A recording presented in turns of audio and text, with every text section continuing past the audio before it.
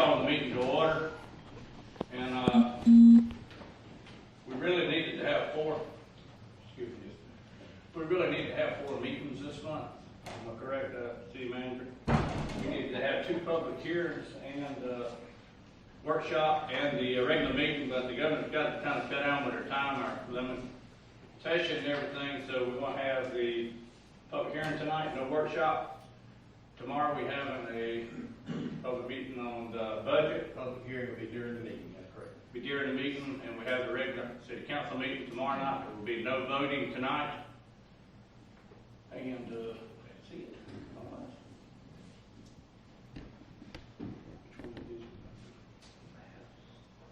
Okay, we're going to turn the meeting over to our city manager. You want to? Yes, sir. A little bit? Yes, sir, Mr. Mayor. We had Karen McMullen is here as well from the Planning and Zoning Director, and also serves as code enforcement, as you're aware, and our building inspector. And we had an application for a special permit submitted by folks on the river for the number of rooms for the hotel. Now, this differs from a variance. Variances, I'll get into that a little bit later, but variance is not contemplated by the ordinances. It has to go to the Planning Commission first, and meet a number of criteria and factors, and a recommendation is made to this body. A special permit is contemplated by the ordinances already, so an application is made to my office. Mr. McMullen and I reviewed that, and one of the requirements is that we hold a public hearing before I render a recommendation to this body. Mr. McMullen, you have anything you want to add to that? No, you should have in your packets a copy of the application and of the letter from Lucas Properties. The request is basically the city ordinance allows without a special permit a hotel of 35 rooms in that area, and the request is to increase the number of rooms from 35 to 53 by use of a special permit. Okay. I do want to take the opportunity to welcome, we have a Chairman County Commissioner Dave Stephen with us. We have the original Mayor of Darien, David Bluestein, in our presence, and Sam Oliver, Cecilia, and Ms. Tiffany. Is there any others I might have overlooked? Kate. Okay, we got Ms. Kate, okay, we got Kate here, and we also have Ms. Dawn, Director of Industrial Development Authority. Okay. Okay, so who wants to? We want to let Mr. Lucas do this first, or do? Yes, sir. I would suggest that way, just to inform the body and the public what he's seeking here today and what his application is about. Okay. Mr. Lucas, you got your presentation ready? Thank you very much. Thank you, sir. Good evening, City Council, and Mr. Mayor, and citizens. Good evening, everyone. We're kind of seems like I've had a lot of meetings in the last couple of years. I think we're in maybe the final rodeo, so we're getting close anyway. Tonight, we want to talk about a variance and a special permit. And let me go through this real quickly, and at the end of my presentation, Count Russell is going to come up and talk more of the legal issues involved. So let me start off here. One thing I did when we were making the plans for particularly the hotel, I've never been in the hotel business, don't pretend to be an expert, but I've learned a lot in the last few years. But one thing I found out as a businessman, that things you don't know, you can talk to people that are experts, and they can help you. And that's kind of what I've done. And I wanted to show you 3 experts that I've consulted. All 3 of those experts have spent some time in Darien. One was here about 4 days, one was here in 2 days, and the other one was here 2 days. So let me give you a sense of some of the people I was talking to when we were thinking about the hotel. One was a woman named Kate Monahan. Kate Monahan has a degree in Cornell from the Hotel Administration, which is probably the top hotel school in the world, hospitality school in the world. She spent 18 years with the Ritz-Carlton in leadership roles. She was general manager for about 5 or 6 years at the Amelia Island I don't know how many of you have been to Amelia Island, that Ritz.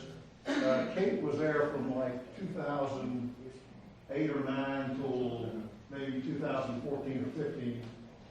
And she was so good, she won something called the President's Award, which is the highest award Ritz gives. They don't give it every year. So she ran the best hotel in the Ritz system. That's how good she is. And then they promoted her to market president of the Ritz Caribbean and Central America. And she retired from the Ritz a couple of years ago. She got involved in a project in Bermuda that she's working on, and she does consulting work too. So she's been recommended to me by 2 or 3 people. She's a delightful person, a real pro, and I was a sponge when I spent 2 days with her. The next person I want to point out is Roland Bates. Roland Bates is a gentleman who is a consultant. He went to Cornell, actually has a graduate degree from Cornell in hotel administration. He has done something like 200 hotels around the world. He's a consultant. He's not an operator. He has been an operator, but he's primarily a consultant. He's done hotels all over the United States. He's done them in Europe. He's done them in Asia. He's a real pro, and he likes the niche of a boutique hotel. That's kind of one of the things he's done a lot of work in. And he came and spent 3 days with us back in, I think it was December time frame. And interviewed a bunch of people, or met a bunch of people in the Darien area, and picked their brains. And then he wrote me a 50-page report that I have. It's kind of my Bible now, kind of a pro forma as we go forward with the kind of hotel we want to be.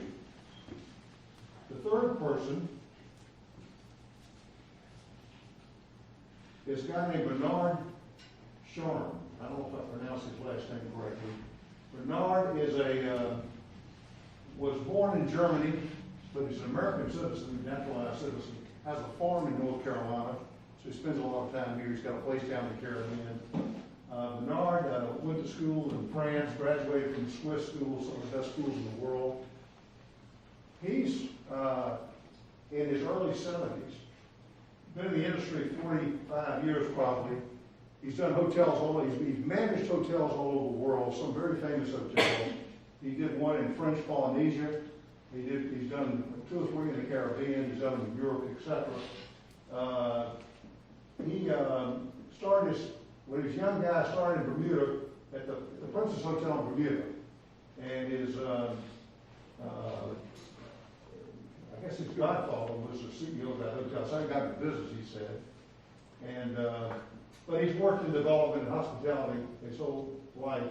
Oriental Express. He spent 10 years with the Oriental Express company. A lot of people know Oriental Express as a train that goes through Europe, the famous Oriental Express train. They also have some high-end hotels in Europe and other places around the world, Caribbean, etc. And he managed 2 or 3 of their properties. So Bernard, I liked him so much, he's going to be my general manager. And he loves Darien. He came and spent a couple of days in Darien. If we're successful at this meeting and get our approval, I'm bringing him here the first week in June, and we're going to spend about a week together. We're going to finalize all the details, and then get with the architect, and then finalize things with him. It'll take the architect about 2 to 2.5 months to do the construction drawings. Construction drawings are very expensive drawings. So we're talking about really the construction phase will start maybe September. That's what we're shooting for of this year. My builder, who's done a lot of stuff for me, is in the back room. I asked him today. He said it's probably a 12 or 13-month process to build this hotel. So we're talking about next year, probably mid to late fall next year. And we're going to have a big pre-opening party when we finally break ground and get this thing done on this hotel. But so I just want to give you a sense of some of the, people say, what kind of hotel are you doing, etc. It's going to be a destination, high touch, high feel, high service, hotel in Darien, Georgia. And it's going to take time to build this brand. I built brands in my past. I was with one company for 39 years, built an international brand, and then I retired for about a month, came down to the coast where I'm originally from, and we built a brand on St. Simon's now, and now we have something in Brunswick, and now we're doing something here in Darien. But we build hopefully a very lasting kind of brand. So I'm really excited about what we're getting ready to do. And some people say, well, you can make a profit at 35 rooms. Well, the kind of hotel we want to have, all the experts tell me that's not possible. And as a businessman, it's hard to write checks when people say to you, Art, you've got to be at this level to make this work. And when I first started this thing, I was thinking the hotel was going to be like maybe 40 rooms. That was kind of my original concept. But they all said 40 rooms isn't enough, because in the high season, you need to have more revenue. And you'll hit 40 rooms, but then you won't, then you're stopped. So you've got to be in the 50s. And so that's how we kind of got here, based on a lot of feedback. So, let's see if this thing is working. So leads us to our variance request. We need Mr. Lucas, I don't mean to interrupt you, but we're not here for that tonight. This is just the public hearing on the special permit. Oh, okay. All right. That'll be tomorrow night. I'll skip over that. They've already handled that in planning and zoning. Yes, Yeah. we'll hear their recommendation for that. Yeah, we got a 5-0. Yes, sir. I'll skip over that. Sorry. That's all right. All right, special permit request. Now, what I want to do is turn it over to my esteemed, well, let me do this real quickly, then I'll turn it over to you, Kat. We need 53 rooms in a resort hotel to make it work. And one thing it does for Darien, it's going to create, more rooms and more jobs. The consultants tell me you create 1.5 jobs per room, typically in the hotel business. I didn't know that getting into it, but consistently that's what I'm hearing. So you're talking about 80 jobs in this hotel. Now, they all aren't on site at the same time. You have shifts, so you're not going to have 80 people there on one shift. But you're talking about 80 jobs. We'll have a restaurant. We will have, some nice services, etc. We'll be doing. So it's a nice job creation for Darien. We also going to have lots of vendors. I've already got one vendor lined up who is going to be my bike and kayak vendor. And he's a federal agent right now. He runs 2 SWAT teams at the FLETC, and he's going to be retiring from the government for the next year. He's a tenant of mine on St. Simon's. He runs a bicycle shop in the village. Great guy. And he had a special bike created with a manufacturer from the Georgia coast. It's a really unique bike. And we will be using that bike at our hotel. And I've seen the bike, and it's quite fascinating. So we'll have opportunities for vendors, which will create some jobs. And this is going to be additional taxes for the city. And when you hear about all what's going on with coronavirus, how desperate governments are, city, state, county, etc., I think cities need revenue. And we are a good opportunity for that. We estimated by the 3rd year in business through our bed revenue and about $146,000 through the bed tax. We hope to be able to beat that. And right now, we think it's going to be about $20,000 in property tax on top of that. So it'll be good for taxes. And the final thing I'll say about the hotel, it's going to be a stimulus for downtown Brunswick, or downtown area. When you do something like this, you create a new environment. You create some excitement. You get people excited about coming to Darien and investing in Darien. And I'll tell you something, I'm probably the only guy in the United States that's planning to build a hotel right now. I've talked to lots of people in the investment. My son-in-law is in the investment business, and he says there are companies that are forming who are buying up hotel properties now because they're so desperate. The whole industry is flat on its back. But I'm betting as an entrepreneur that's going to change. And when my product comes online, which is the latter part of next year, I think we're all going to be that crazy to get out and travel and to do stuff. And that's what I'm betting on. So, I think we're gonna be a great stimulus to the area, a very positive citizen. And I want us to be a good citizen for this community too. And I think we will be. So, thank you for listening. And now I'm going to turn it over to Kelsey. Mr. Lucas. Good evening, council. And Mr. Mayor, if you'd like me to wear my mask, if y'all didn't want some, Ms. Shepherd was pretty strict last week. I can't talk to you. Reverend Messer. She runs a tight ship. It was safe. So what I want to talk to y'all about this evening is the different elements required for when considering granting or denying a special use permit. So as the city manager mentioned, there's a different set of factors really. So for variance, there's 4 factors that must be met. What's different is that for a special permit, there's 9 elements that are just considered. None of them really have to be met, you just kind of think about them. And as the city manager mentioned, since a special permit is contemplated by the code, it's kind of a lesser bar because it's already in there. We're understanding that changes, are ready to be made. And so I just want to go through the 9 factors or the 9 elements that y'all can consider for this and apply them to our project. And for those of you that don't know me, my name is Cap Russell. I'm a local attorney, born and raised in Darien. And as being born and raised in Darien, I'm excited and proud to be part of this project. So the first element is that the council can consider that the effect the proposed activity will have on traffic flow along adjoining streets. So there we are on 14 George Drive. There's very little traffic issues. There's not many cars already. Having, adding however many, 20 more rooms about that, it's not going to significantly change the traffic. If y'all think of it as a mayor almost on the other side of Screven Street, down where Skipper's is, where that parking lot gets full, the public boat ramp is, access to the waterfront, the condos, there's a lot of traffic down there. And I've never really seen an issue with traffic flow coming back up the hill there. I don't think that there would be any issue down here on 14 George. The second element is that the location, or to consider is the location of off-street parking facilities. Now I know this is a hot ticket and this is causing some worry among people, but let it be known that the building plan for this has already accounted for more than enough parking spaces as considered by the code and has been approved by the city. So there really is no issue going through the ordinances with parking space. The third element is the number, size, and type of signs proposed for the site. I don't think this is really relevant. I don't think anything will change here. I'll skip over this.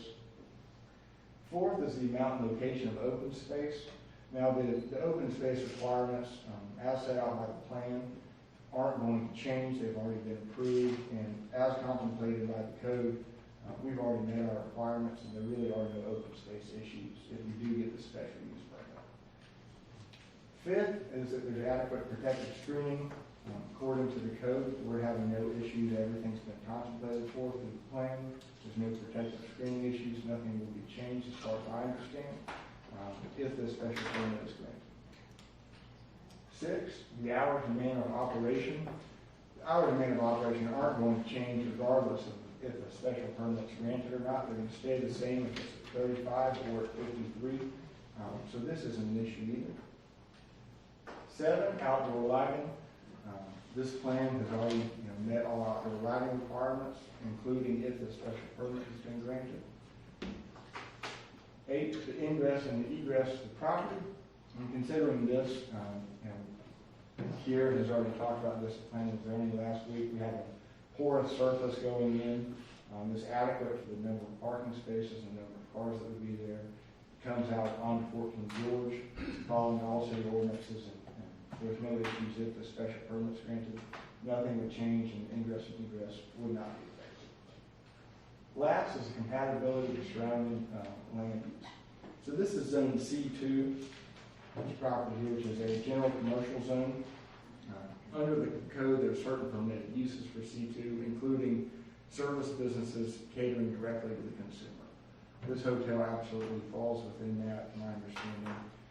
This is very compatible. Further, even if y'all do grant the special permit, nothing is changing from 35 to 53 rooms with the compatibility. So we just touched on all the elements. There's really no issue as far as we can see. And if y'all have any questions about it, please let me know if y'all get it later. Let's turn it back over. All right, thank you all. Thank you. I got a couple of questions. Sir, first off, we've said that, but you said that, won't be much more traffic and all. Yes, sir. How many rooms are we basing that traffic use on? I believe that's based on 53 room change. I mean, that's been, that plan has been given to It was originally 48. Okay, and so we haven't submitted a change plan. So we're talking 5 more rooms, regardless, there's more guests, more staff. I personally do not think there would be a significant change in traffic flow based on a 5-room difference. Okay, on the, $146,525 revenue and bed taxes, how many rooms are we basing that on? I'll leave that one. It was based on 53. So we're basing the revenue on 53%, the traffic on 40%. Yeah, well, I didn't realize what the traffic was based on. Based on both of them, Yeah, the revenue was based on 53. it seemed like both of them based on pretty much the same. Well, we originally did the 48, and that was what that study did, but Okay. The other thing is, I got a couple of things written down. This $20,000 revenue and property taxes, is that just on the hotel, just the city's part of it, or is that all? well, For the city and county? it's probably city. And these are questions I And I think that would be city and county, yes. just $20,000 on a big motel? It's 89,000. 20,000 is for the city. Oh, I've is got a breakdown, it comes to about 89,000 for school board, county, and city. Okay. Sorry about Twenty for that. the city. Okay, so it's not 20 on the whole thing, so we got that straight out. The other thing is, and I've heard more complaints on, is actually the location of the drive coming out. And myself and Mr. Lucas went over personally yesterday and addressed that and everything. It comes out right in front of that tree. And they wonder why it didn't go down and just connect and come out around behind the condos instead of coming in front of the trees. It's going to shine the lights into the houses across the street. And another thing I'm worried about, I'm driving across the grass and hurting that trees that's in the middle of the road. I know I've been told the trees are dying and they're pretty much dead, but I don't want it to be because of people driving across it. Your contract and everything was good. They've already put barrels up. And myself and you talked about yesterday about maybe putting up a decorative roof or something on that one. They're addressing that property and all. What's the other question? When were you told that you needed to go to 53 rooms? Was it before you started building this, or after you've already? When I started talking to these consultants, Okay. yeah, that's when I discovered I needed 53, which was this past year. City manager, I know you're new with them. I do appreciate everything you're doing, filling in and all. When were these codes written? We got a lot of codes that we're written laws, and we got codes that are way outdated. And unfortunately, some of them's catching us before we catch them, and we're restricted to go by them. But we're trying to catch them. When was this code written? Well, if you need the code that contemplates the special permit, Yes. that was passed the public hearing was November 15th, 2006. That was passed and passed at the regular meeting November 21st, 2006, by a unanimous vote. And that's what contemplated the special permit for greater than 35 rooms. So they had a hearing on that, on the overlay district. See, what triggers this is the overlay district. The underlying district of C2, if we've been over, just permits, permits hotels in the area. But then the CHT overlay district imposed some more requirements on areas within that overlay district. And again, what an overlay district is, if you don't know, I mean, most people I think in the audience know it. You have an underlying zoning, which is C2. And if there are significant, unique properties to a certain area, lots of times local governments, particularly municipalities, will pass quite simply, you're just laying another zoning layer over the existing zoning layer to impose some additional requirements and restrictions. So when this was passed, it came with a table of different uses within each district. And this happens to be in the CHD HD, which is historic district. We've got a transition district. We've got some other district, mixed residential CHD, but this is in the historic district. And there's a chart that allows up to 35 rooms. They're permitted without a permit. Greater than 35 rooms, a special permit is required. And that was passed at 1906. This is one thing I want to thank our Mr. Karen Pavone for, our code enforcement building inspector. He's helping us find these codes and stuff that we need to change, and like I say, someone catches us before we catch them. And also, right now, is there anything legally forbidden more rooms than 53 rooms? No, sir. It would all be on a special permit basis.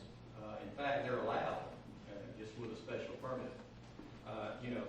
I started researching this issue, and I think one of the clearest distinctions I found was from language from the Georgia Supreme Court opinion. They're kind of the final decider of the law in Georgia. They decided. And they did a really good, succinct job in the Cummings opinion. It said that, and I'll just lay it out, it's a special and conditional use permits involve a special use authorized by the existing zoning ordinance. But the ordinance provides that such uses shall be allowed only upon the condition that it be approved by the appropriate governmental body. So that differs from a variance request, which is a completely different animal. They sound the same, and that's what the Supreme Court said.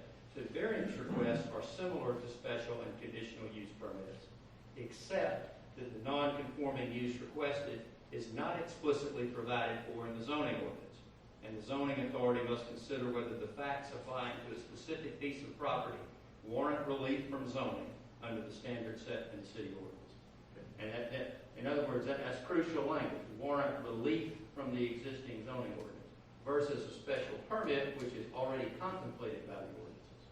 And that is a major distinction. And while it may not sound like much to the audience, having to defend the decision of this body in court, that is a monumental difference in the two terms. So that's what, when Kieran and I sit down and look over this, that's the standards we have to apply to these two different situations. And that's why the height request went planning and zoning. Because a height building over 35 feet is not contemplated anywhere in our zoning ordinances. So variance has to go through. And if you look at it like this, Mr. Lucas almost has to prove his case to get the height variance. Whereas this is already contemplated, it almost should be granted unless there are reasons that it should not be. And that's those factors that we have to go through. Now, there is a disagreement on those factors as to whether or not the special permit should be disallowed. I know, Mr. Lucas and Mr. Russell have presented an argument why it should be granted, and why there's nothing to stop it from being granted, I guess is the best way to put it. And I know that some people are concerned particularly about traffic on the roadway. They have some concerns on some parts of those ordinances.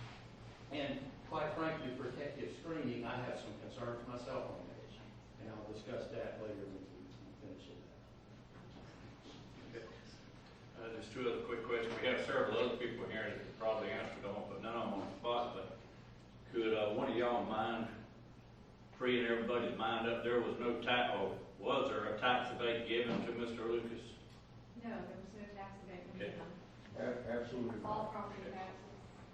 Okay, so if you build this and nobody stays in it, and it's deserted, it won't be like, say, for example, everybody says it's like or a lot of people say it's like the Alton Mall, people don't stay in it, we don't get taxes.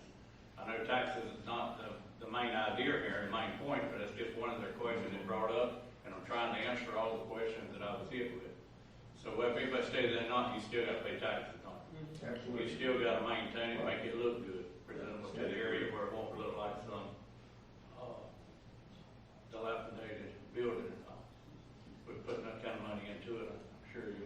And there again, on any tax abatement scheme in Georgia, the taxing authorities have to be notified. And I can assure you the city has not been notified of the abatement scheme. I'm not going to put him on the spot, but the county commission chairman's out there. I think he can tell you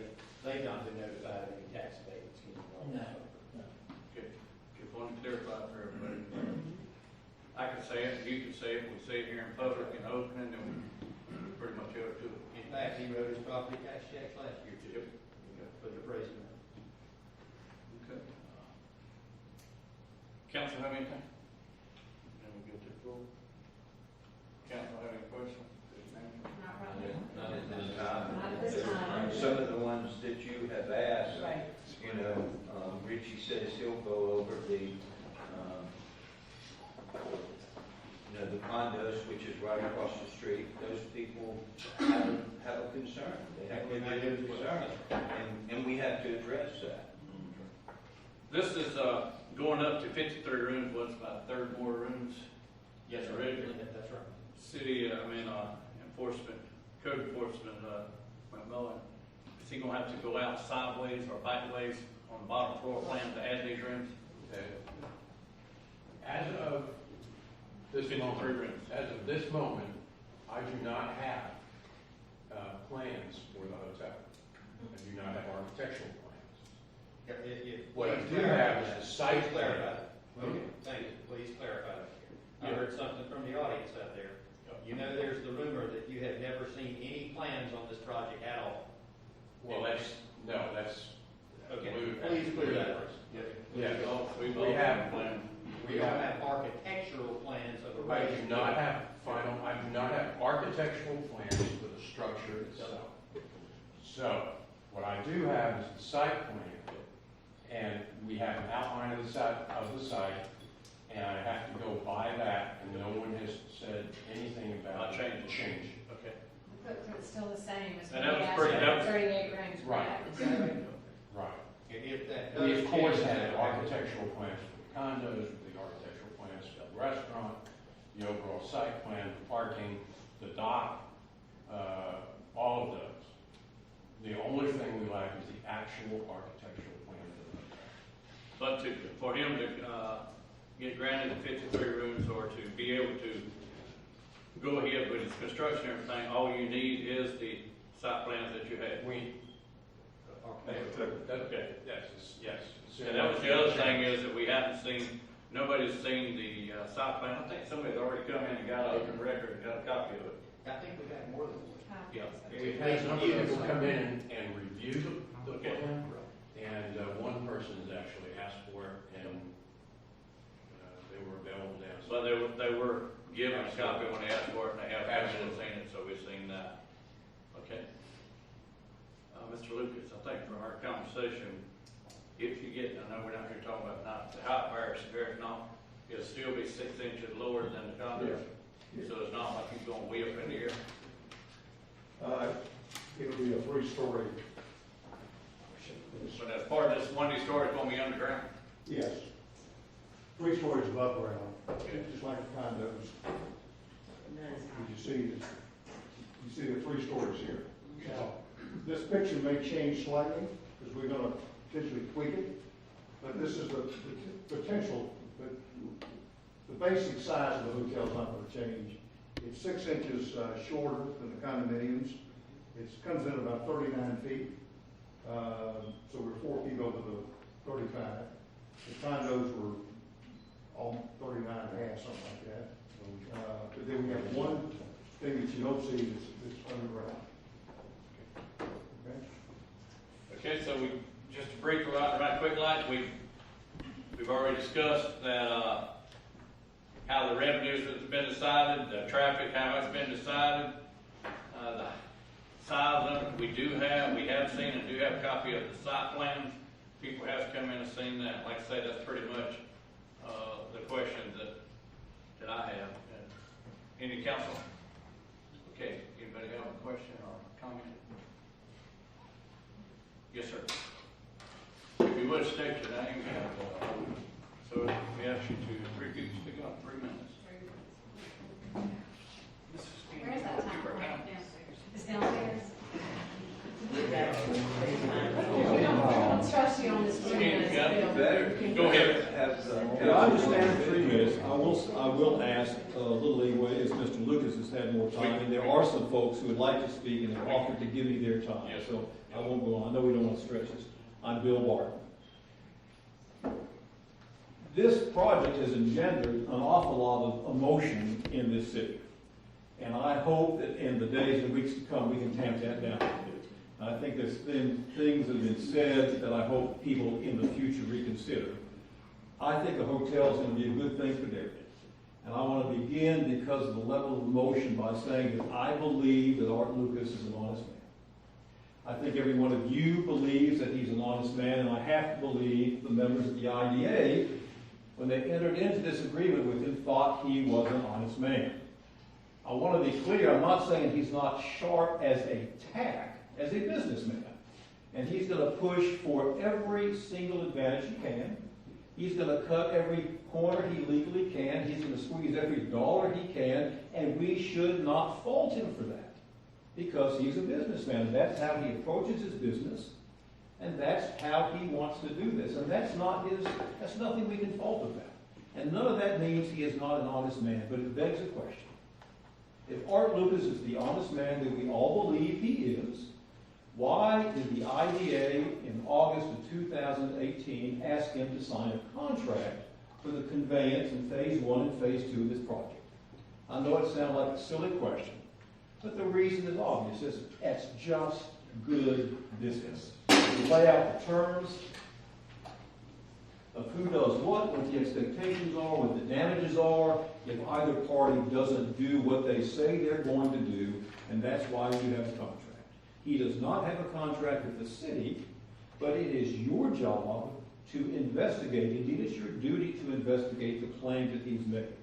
And with Mr. Braun, I appreciate the difference between the variance and the special permit, the SP. So what I want to address today, the words of Ronald Reagan, is to believe, but confirm this. Mr. Lucas has made the claim that he cannot develop a hotel within the 35-room range because it will not be profitable. And yet he has not shown us any evidence of that whatsoever. When I requested it last week, he said that is not information that he gives out as a private business. But I suspect every time he's been engaged in business with a financial institution, he's given them whatever information they have requested, but no one has pushed him on this. Is it fair to take him strictly at his word? Well, ultimately, you'll be the arbitrators there, won't you? That's up for you to decide. But is there anything else that we can look at that gives us an indication of his thinking about this project? And I'm going to suggest there is. There is a contract that he has with the IDA laying out the terms of this project. And so, what does phase 2 say? Phase 2 says that he's going to redevelop the Golden Isle property for the Jelly Ball operation with a 32 to 40 room boutique hotel with restaurant and appropriate amenities, including dockage to guests with boats. He's going to invest $6 to $7 million. This is in the project description of that contract. He says he will generate, this was in 2018, county taxes in the order of $24,000, education taxes of $40,000, city taxes of $22,000, local sales taxes of $146,000, and the same number that he just gave you for the hotel tax that he needs 53 rooms, he said he could generate with 32 to 40 in August of 2018. That number is already in there. He's already said he would generate those numbers with those numbers of rooms. Now, Mr. Lucas has said to us he is not a hotel guy, and that is obvious. But he is sharp as a tack as a businessman. And it is inconceivable that Art Lucas entered into a legal contract with damages in 2018 in August if he did not know or believe that he could make a profit on an appropriately scaled hotel on Fort King George. And I want to reiterate again, I think it's great. We need that hotel, but it needs to be of an appropriate size. And he has already made a statement in a legally binding contract that he could do it with no more than 40 rooms. 40 rooms exceeds 35. But I think 40 rooms would be fine. I personally, if I was sitting, he would vote to give him the 40 rooms. The same as we voted to give the additional height. I think we want to work, but it needs to be appropriate. Mr. Lucas has twice said that if he cannot build the hotel at the size he wants to, he will walk away and not build anything. This is what the contract says that he signed with the IDA. The developer shall substantially complete phase 2, which is this hotel, on or before the date 17 months from phase 1. It lays out the financial penalties if he does not. But if that's a problem, it gives him a backdrop. If it's a problem to build a hotel, he can come in and put in a mixed-use facility with offices, with retail space, and additionally with more condominiums. So they've given him lots of options. What else can he have? Well, the IDA gives him incentives as well. They suggest, and this all speaks to whether or not this can be profitable, they suggest they'll help him get tax-exempt bond financing for it. They say they'll help him with job tax credits. They say they'll help him with quality job tax credits. They'll help him with investment credits, investment rehabilitation credits. Again, there's no tax abatement as such. They'll look at any applicable loan or grant, including without limitation, One Georgia grant or loan programs. They have offered to do everything, bend over backwards, a hotel, mixed use, find other ways to help fund this, and yet he comes to us today saying, I can't do that. I cannot meet the terms of this agreement. And I have to question why not. What businessman as savvy as Mr. Lucas would enter into that kind of arrangement without knowing his case?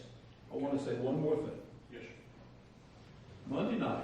Last Monday night, he said that no reasonable person would invest in Darien, Georgia. He said no reasonable person would invest in Darien, Georgia.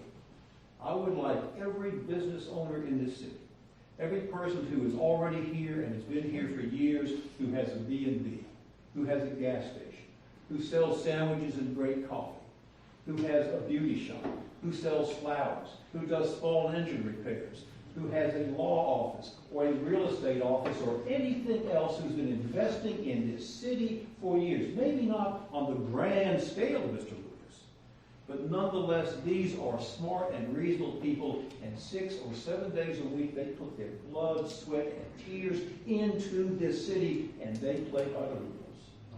And it's not just the business owners. What about the people who come through this? Tell you what, I look around here, and I know there are a lot of people in here who were not born in Darien, Georgia. They weren't. Some lived here a long time. But the difference is that you have chosen to stay and chosen to live here for the quality of life in this community. So everybody that comes to this community and decides to build a house and put roots down in this city and play by those rules and invest in the city is someone who is investing in this city. There have been people doing that a long time before Mr. Lucas arrived on the scene, and they play by the rules. I fully support the hotel, but it needs to be of an appropriate size, and he has a binding contract saying he will do it. And he has options if there are problems. And it is not up to the city council to solve those problems for him. And if you take him only at his word that it's not profitable, without knowing what that means, does that mean $500,000 a year? $1 million a year? $10 a year? He won't share that information with us. But he thought he could make a profit plus pay those taxes then. He can do it now. And I'm asking you all to do the right thing and consider that contract. thanks, sir. Thank you very much.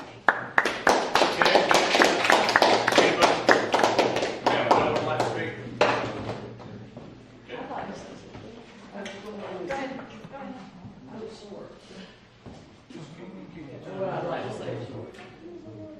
No, I haven't. Go ahead. State your name. Good afternoon. My name is Kim Rollerson, and I live in the townhouse directly across the street from the hotel site.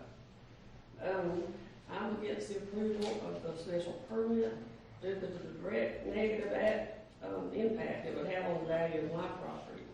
I also beg Mr. Lucas to reconsider the design of the hotel to one that will complement and blend into our low country riverfront. And I yield the rest of my time to Mr. Barton. Anybody else?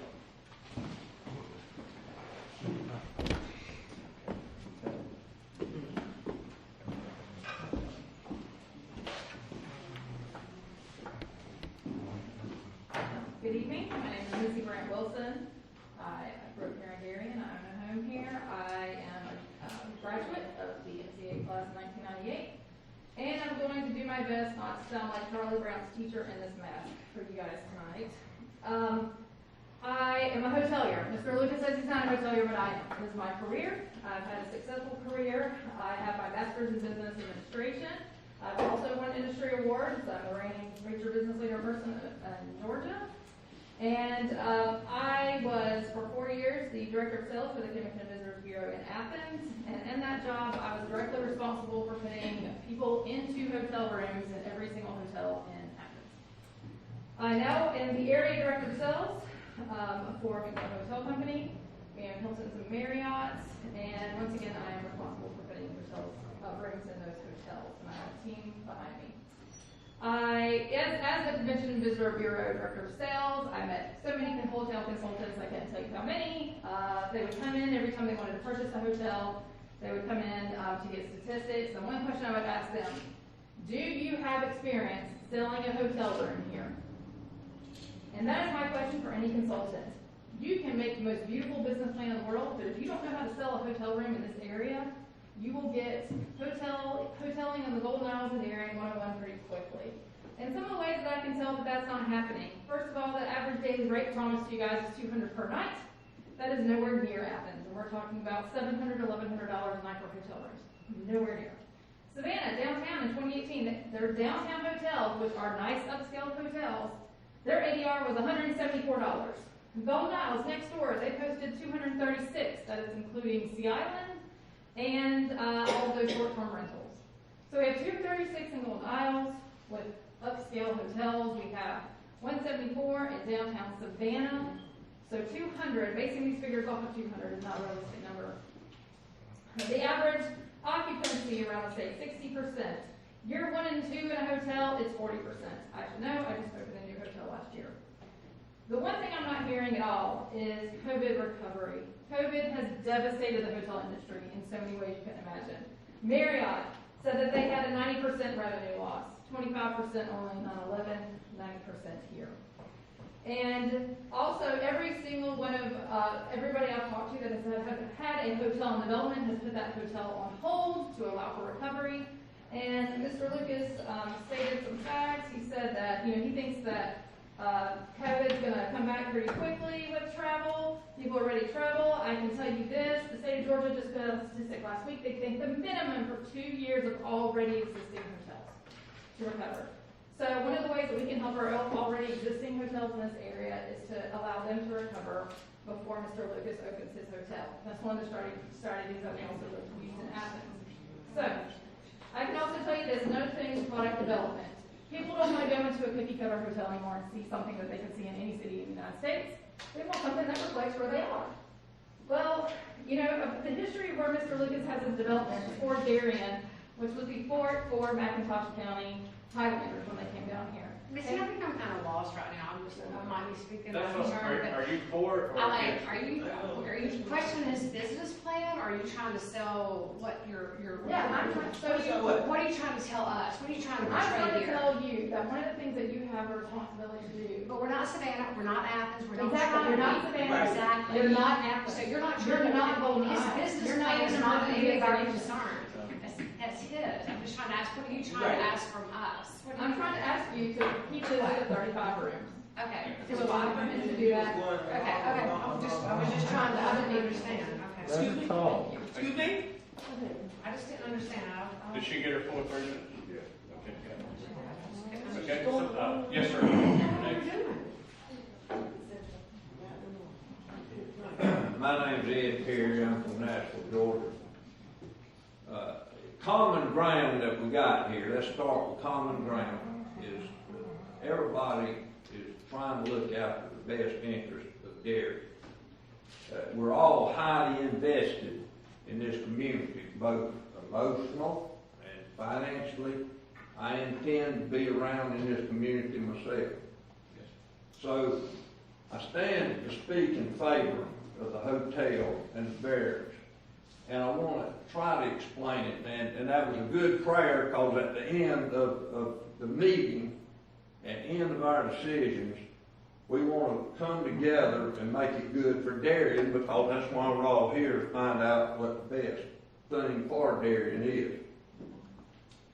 whenever you put a decision in or bring a hotel like this, it brings a lot of benefits. They can be bad or good. And I've noticed that we've hit on what could be possibly the bad benefits, but let me hit on what the good benefits. And I am speaking with knowledge on this. It isn't like I thought it up, and I'll get to that. Being highly invested in the community, that means you're trying to bring about something to promote change in a good way. Change is going to happen. You can't stop change. It's like trying to stop the tide out there. People grow old, they die, and another generation comes in. So change is on us. But with this change, I'm actively working on several things to bring to Darien to help this community. One, cling to the past, cling to those principles that Darien built on, cling to the different cultures that are melted here, and enhance that in a positive way. So you got one physical direct benefit is the expansion of the dock, the boardwalk. I'm going to call it the boardwalk. I've been to the Shrimp Festival. All the festivals that come here, it's a glorious time. It's going to be more glorious times whenever that boardwalk gets done. And that is a good benefit that's going to go to the city. But the city has got to maintain it. They got to have a revenue that comes in, so and y'all know that, so I don't need to dwell on that. But let me coin a term here, and that term is collateral benefits. Collateral. That has nothing to do with Lucas Properties. I don't work for Mr. Lucas. I don't have one investment in this hotel, but I will have investment in Darien in trying to promote this community. So we need the hotel. It's going to have a conference room where people can come and have reunions. They can have a conference. They can have meetings. And at night, when the conference is over, they will go into the community and spend their money and enjoy Darien. And they'll enjoy these things that need a boost. The Darien Museum. The Darien Museum can come alive with this project comes alive because you're going to have people coming here that normally would not come here at all. You talk about the traffic flow. You're going to have a tremendous amount of boaters doing the loop. It's just a thing that goes on, but they want a hotel to go and stay in. These people are not even going to come to Darien if it's not here. This is something that's going to bring them in. The Gullah Geechee Society, that's another society of people that belong to this area that want to come home to it. And plans are in the making to do this, taking in the dairy barn. The dairy barn, which is in the city limits right now, the Houston House. That's another place that can be developed. And in doing that, you're catering to tourism. You're bringing people in here for a short period of time, and they spend their money. Then the Darien Mall, there's plans in that for a lot of the industrial support elements that's going to support the Houston House whenever it can be developed. It's falling in the run, but this hotel is going to be a place that will bring a focus to all that. So I encourage you to keep that in mind. Collateral benefit. Collateral benefit. Thank you, sir.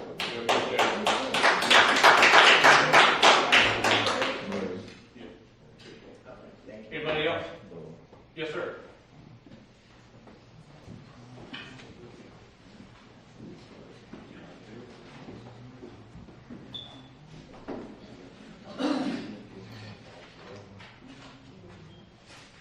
I could throw the speech away after what everybody has said, you know, but Honorable Mayor, City Council, Mr. City Attorney, City Manager, you know, I appreciate y'all giving me the opportunity to speak today. A lot of people here don't know, and nobody from this area that has lived in this Vernon Square neighborhood has spoke tonight, except myself, is fixing to speak. I was born in the neighborhood, went to college. About 10 years after I went to college, my mother died, and I moved back in a family house. And I've been here ever since. I've been here when the playground was in. I've been here when we had the jelly ball factory here. You know. But we're here tonight for, I call it one more hardship Mr. Lucas is asking for. Every time you turn around, he's asking for it. You know, another hardship. He knew this by talking, by what he said today, latter part of last year. And here he is almost 6 months later, and he's just bringing it up. Just bringing it up. I myself, you've already given him one thing about parking and traffic, and that's on the hotel. In all. Now he's asked for another of traffic. I'm not against the hotel, but myself is. We've got ordinances. I've heard the city manager or city attorney say they're obsolete. They need upgrading. You know. I think the time right now is not to approve anything else in these ordinances, because I have heard that for months.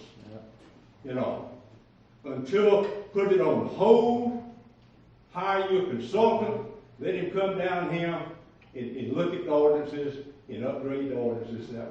That's what you need. Because one of the biggest things that I see in fault, and I'm not against Mr. Lucas, the hotel. I am against increasing the size of it. Yes, sir, I'm 100% against that. You know. But Mr. Lucas, and I said it about 2 or 3 months ago, you don't care anything about the neighborhood.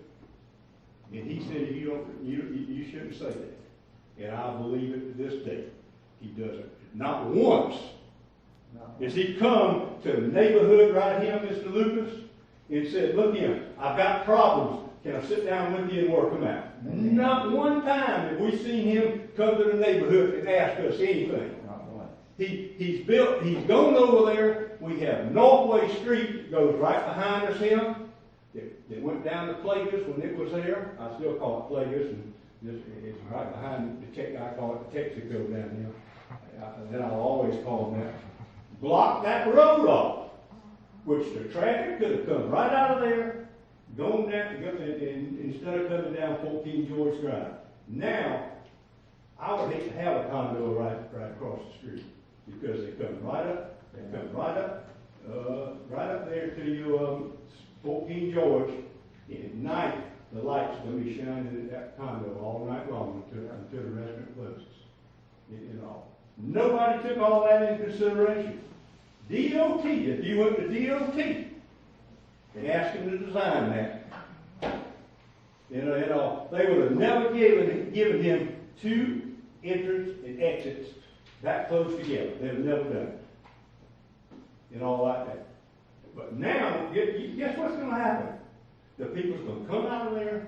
Most of them going to have to go east on 14 George, come in and out of the little historic neighborhood that's been quiet, peaceful, where people can walk. They walk their dogs, ride their bicycles. Yep. And that now we're going to have a steady stream of cars in our neighborhood. Yep. So I am telling you right now, and I mean it to my heart, you don't care one thing about our neighborhood. Not one thing. In all. And I'm sorry. I'm for the project. I'm for the hotel. In all. But I think you ought to ask this council right now, say I want to withdraw my application for that hotel, excuse me, sir, until y'all can rewrite the ordinances. and get them up to date like they say they need to do. All of them already been told how to vote. They've already been told how to vote. The city manager, the city attorney's already told them, you know, how to vote. Yes, sir. Don't tell me that, sir. I mean, every one of them is told, about every one of them, but they told me that you said, there's no way, that we got to give it to them.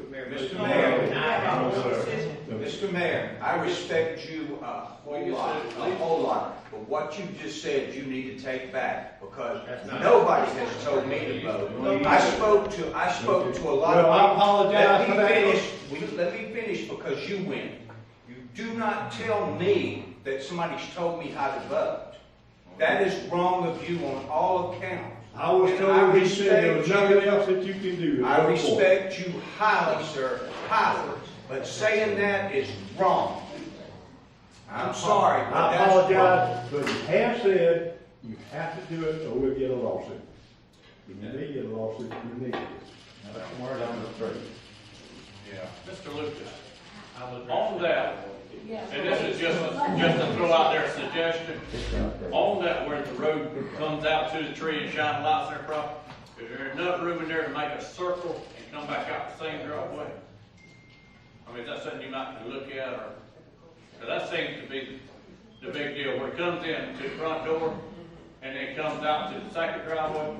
Do you have enough room in the front there to? What show were you talking about, so I can make sure? It's the first entryway. Okay, like right here. You got it right here. So we got 2 minutes before you get one here. This is right here. Is there enough room? And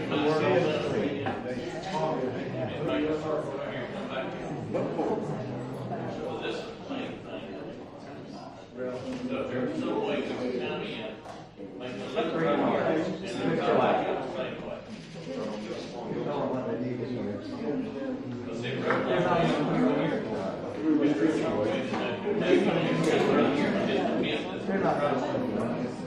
See what we're talking about?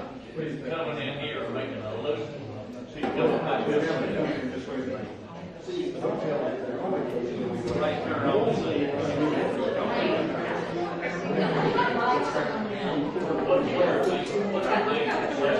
Okay, let's hold it down. When you come out right here,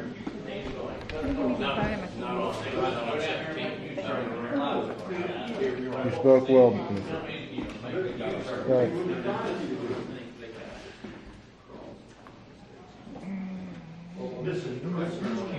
Yeah, once again, just come in this one way, here in front door, make a circle, and come back out the same driveway, and just eliminate that driveway.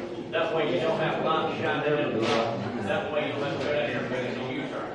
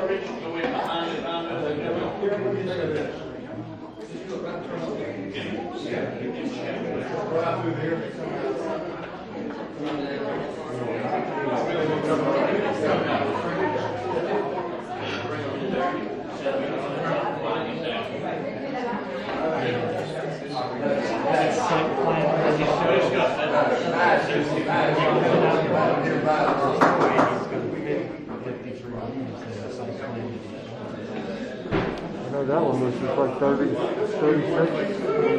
Because you're going to have to go I hadn't seen the site plan. Yeah, I mean, yeah, based on what he's shown. Quiet now, please. Quiet now. So it's going to end up, Whoever. in order to get 18 more rooms, if he's not willing to up it. And he said last time he's not going to put any rooms in the basement. We'll walk out. Let's come up with a good idea. Mr. Lucas and his architect now is going to look into it. That way you won't have a lot of cars coming out and out. There's going to be a one-way loop to come around behind the condos instead of coming out and shining the lights. I do appreciate y'all. I do appreciate it.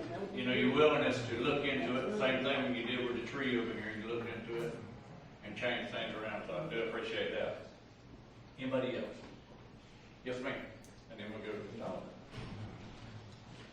I'll keep it short and sweet. I've only lived here for a few years. My name's Chantel Wilson.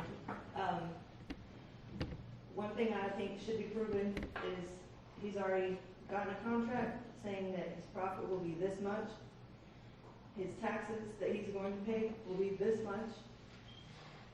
Adding 18 rooms, you might get 2 more employees, possibly. So I need proof of why it's necessary to have those extra rooms. That's it. I mean, how many more employees would it take to clean that many more rooms? Well, I've had 3 people tell me that as you add rooms, you add 1.5 associate per room. And I've had that pretty consistently across the board. So, if you want to talk to some of the people I've been talking to, I'll be glad to let you call somebody. That'll help. Thank you, ma'am. Thank you. Mr. Oliver? I want to thank the city council for getting my picture up in the wall. Yes, sir. I have a great deal of respect for Mayor Bluestein, and I have never met Mr. Lucas. His nephew is a friend of mine, Bill Swindon. I have no interest in this at all, as far as any personal or financial interest. But I wanted to understand this from something Mr. Braun said. If I understood correctly under that Cummings decision, is it correct that if this were a variance, it's a very subjective process where the public opinion has a lot of input? Well, that's right. But in this special situation, it's basically approved unless there's a compelling reason not to under one of those standards. Well, that's right. I mean, they're contemplated by the code. So that's very objective as opposed to. That's right. Public opinion doesn't matter a lot. There has to be a reason to say no. That's right. And again, we're not here taking notes on the speakers of question profitability and so forth. I mean, if Mr. Lucas wanted to open a pink elephant factory and make 2 a day, I mean, I think that's a horrible business decision, but that's not government's job. Our job's here to make sure he complies with the ordinances. And a hotel greater than 35 rooms is contemplated under our existing ordinances. And that ties into the conversation I had with Mayor Bluestein, whom I also have a great deal of respect for. What I told Mr. Bluestein was I would much rather defend the city council's decision declining a variance than I would declining a special permit. Exactly for the reasons you laid out. And you're a lawyer. You know what I mean by that. That's what I read read in the decision. That's what right. So that's what you mean as far as you're saying that they need to right. vote a certain way. That's that, exactly right. That they don't have a basis to vote. And I'll tell you, everybody on this board, and you know that, you've worked with me professionally for years, everybody on this board, I haven't told any of them how to vote. I haven't even made a decision yet. I haven't even decided what I'm going to recommend to the council. Because that's the purpose of this hearing. I may hear something tonight that may weigh on me and change my mind. Exactly. I don't know. All of us said that. I promise you, that's not my function, and I don't operate that way. And for one thing, try to tell Bubba Skinny what to do. Messing with the wrong person. Everybody knows that. And I say that, Mr. Skinny, but I mean, I thought it was your response to me. We both know that doesn't flow. Thank you, sir. I think in what Mr. Bluestein was trying to relay, and I know in my conversation with you, I implied to you, Shingle Parker as well. I said that I'm going to do what's lawfully right. I'm here to take his recommendation. I'm not here, I don't care about his business plan. I don't care if he builds it pink, purple, I don't care. That's not my decision. I'm here to do what's lawfully right and what's suggested to me. Y'all can vote the way y'all want to vote, but I'm not told how to vote. No. I just know what's right and what's wrong. I'm not telling you what to do with your private property, and nor am I going to tell him. I'm going to do what's right So that's what I said, all of y'all. Anybody that contacted me, that's what I've said to you. And I don't know why you're shaking your head, sir. I don't think I've had a conversation with you. I'm not, but I'm just saying, like, I'm doing what I'm just doing what I'm legally bound to do. So pretty much what we're saying here is, be happy with 40 rooms, but no more. And you're saying you can't do it with 40 rooms, you got to have 53. Because Because it seems like 40 would be, you know, the medium from the 33 I like to to 50. Again, Joe, that's not our function. I know. Okay, Mr. West, Kip. That's his decision. Go ahead, Mr. West. So there's been some really good, great comments here tonight, and I agree with all of them, most of them anyway. The problem is that our biggest thing is that, so I live at 206 14 George. This is at 205 14 George. It's not going to impact anybody else as much as it's going to impact us, or Kim, or Michelle, or David Bluestein, because there's not enough parking. There is just not enough parking. Even though it fits the regulations, I understand, but there's not enough parking. And it's going to be probably 100 cars over what capacity we'll have there. And they'll all be down here on Furnace Square in front of David's house. And On a good day, I hope there is. That's what we got the law enforcement towing for. Exactly. Yeah. Right. They're not parking on your space, let's say the fleet or anything else. We will not allow them to park on your public, on your private I'm property. talking in front of it. I understand what you're In front of it. speaking They're of. going to be on down. Take care of that. Thank you, sir. All right, anybody else? I just want to say, piggyback on Marcy, I too was not told to vote a certain way. I respect everyone's opinion, their calls to me, on today or yesterday, but at the end of the day, like you said, the plans are his plans, but the way we go about looking at it and making our decision is totally up to all individuals. And the Go law. where our heart is right. Okay. Anything else? City Manager? You know, I listened to the concerns. I'm gonna tell you what, this is not a fun position to be in right now, for any of us.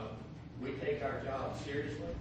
I know all of y'all do, I do, and it's just not a fun position to be in, because I hear the concerns. I mean, that was an impassioned plea by Mayor Bluestein. I hear the concerns. But this was passed, Mayor Bluestein, with all due respect, your signature's on that CHDHD district document. You were the council that passed that. You're the council, you were the mayor of the council that imposed these regulations and requirements. If no hotel over 35 rooms were contemplated, it shouldn't have been in there. Then it would have been a variance issue. He would have had to come prove his hardship. He would have had to come prove all the other issues he's required to do to get a variance. But it's in here. It's in the code. And he applied for it, and I heard a lot of speakers about whether or not he's going to be profitable. How many rooms could he have? How many jobs he's going to make? None of that's in these 9 factors as to why he shouldn't get that special permit. It's not there. And that's what we struggle with. I'll be honest with you. Mr. Skeen came to me with a problem with the special permit. He came to me concerned about the glare in the neighborhood residences. And so did the mayor. The mayor also came to me concerned about that. They didn't come to me and say, how should I vote on this? If you know the personality of this board, they don't do that. And the concerns they had were for the residents in the city did. And I believe the mayor has approached the issue tonight, and everybody gathered around. I think they solved the glare issue. I think that there's not going to be cars exiting in front of the condos anymore. And I heard arguments about property tax values. I, for the life of me, cannot understand how a smelly jelly ball plant raised the value of your property versus a multi-million-dollar hotel. And the 3 owners in that triplex. I wouldn't have bought it. I went back and looked at that.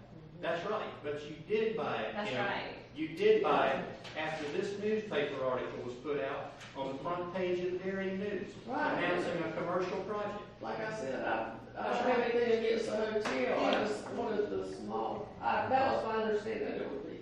And I think we solved your glare issue. I think we solved it. I think there's not going to be an egress lane coming in front of you guys' residents anymore.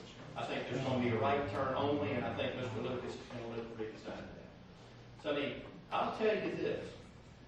there's some perception that Art Lucas tells us what to do and we do it. Let me tell you what, you don't know how many times I've told that man no. And he can tell you this, Art's not a friend of mine, we're not social acquaintances, and he probably considers me an impediment and a thorn in the side more than anything. But every single time the man's been professional, courteous, and dignified.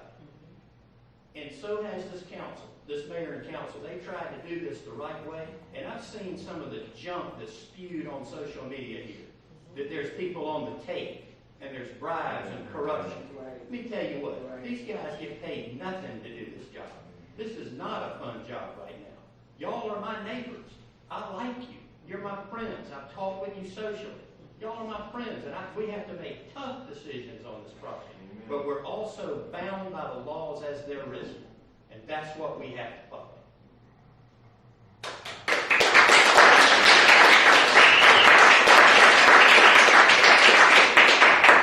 And that's why we have a city attorney and a city manager to help us along. We have to do the right thing, but we need them. We just don't need all y'all's negativity, and y'all are so rude to us sometimes. Like, we're trying to do the best we can for everyone, but give us a break. Y'all are relentless out there. Y'all have anything else? I just wanted to say a couple of things. One, that